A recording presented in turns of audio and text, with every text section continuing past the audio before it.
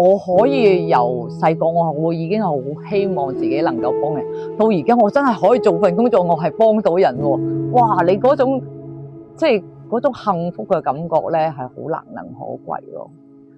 雖然醫治鋪係一個夕陽行業，但係你話夕陽得嚟，其實佢有冇生存價值？我諗頭先你哋都聽到佢有佢哋嘅生存價值。我希望你哋新嘅一代亦都可以用正能量、正面啲去睇醫治鋪，希望更加多人去認識同埋支持。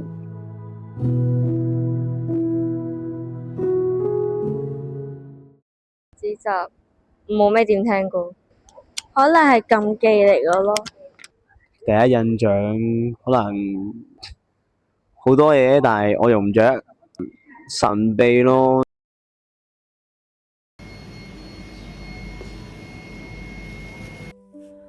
好多人對於指責都淨係得片面嘅了解，依家等我哋行入劇嘅世界去睇下指責究竟係一個點樣嘅行業啦。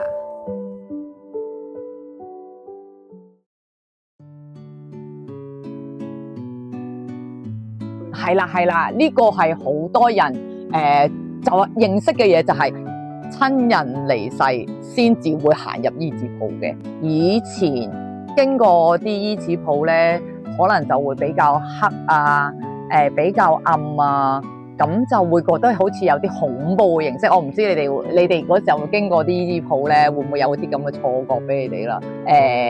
而家光猛好多啦。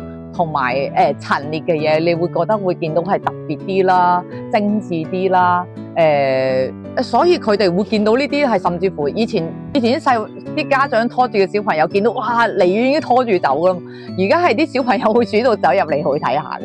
就好通常俾人第一嘅感覺都係做白事多啦，即係除咗係白事之外，紅事我哋都係有做嘅，同埋有啲係屋企辦好事啦，即係我哋係結婚啊，會上頭會有龍鳳燭，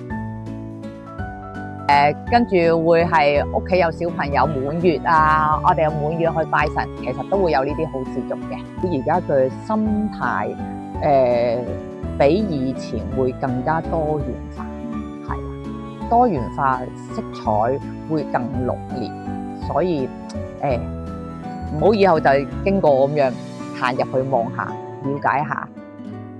我哋見到指責行業嘅創新同埋變化，但不過我哋想知道指責究竟為阿 Cat 帶嚟咗啲乜嘢，可以等佢10年如一日咁經營住呢間指責鋪呢？其實真係會有勞損嘅，你見到手指呢啲骨。係其實就變咗形㗎啦，已經因為要做埋復健袋，其實已經嚴重到咧嗰時候係其實係嚴重係咁樣伸唔直嘅。而家係做完咗針灸，做完咗個治療咧，我係可以伸翻直隻手㗎啦。但係你見到呢啲關節位就會有啲腫脹，好似啲類風濕咁樣。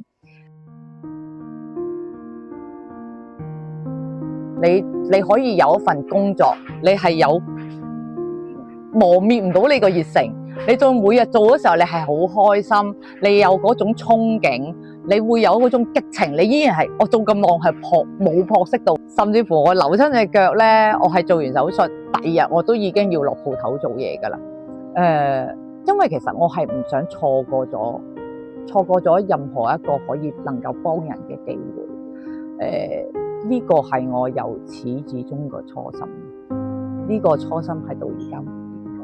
我希望我係能夠做到我有一日唔做為止，呢個係我想要嘅嘢咯。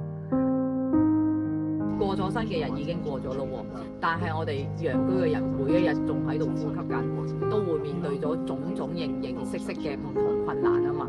咁呢一樣嘢就係我哋真係要一關一關、一步一步咁樣去過，所以我哋就正如破地獄每一塊牙咁破開佢，我哋就過呢啲難關啦。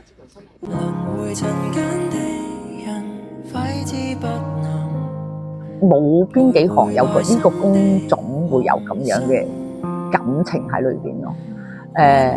但係呢一行可以話俾你聽，有滿滿嘅人情味喺裏邊。